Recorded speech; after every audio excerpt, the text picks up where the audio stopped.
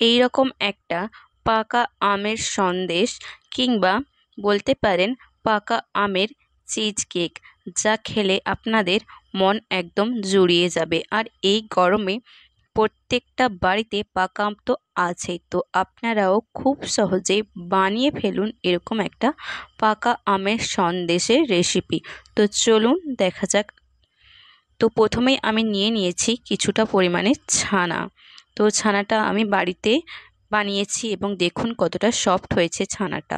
তো একটা মিক্সচার ব্লেন্ডারে আমি দিয়ে দিচ্ছি পরিমাণ মতো ছানা এবং তাতে আমি দিয়ে দিচ্ছি পরিমাণ মতো গুঁড়ো দুধ এবং তাতে 1 কাপ পরিমাণে গুঁড়ো চিনি এবং একটা আমের ম্যাঙ্গো পিউরি।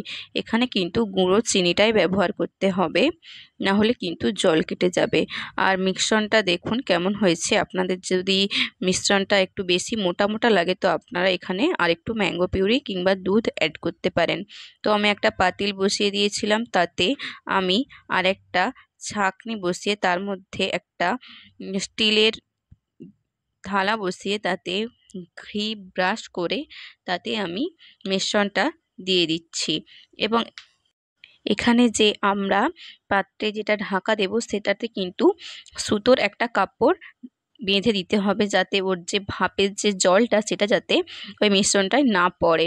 তো দেখুন আমার এটা কিন্তু প্রায় 40 থেকে 45 মিনিটের মতো আমি এটাকে জাল করে নিয়েছি এবং এটা খুব ভালোভাবে জাল হয়ে গিয়েছে।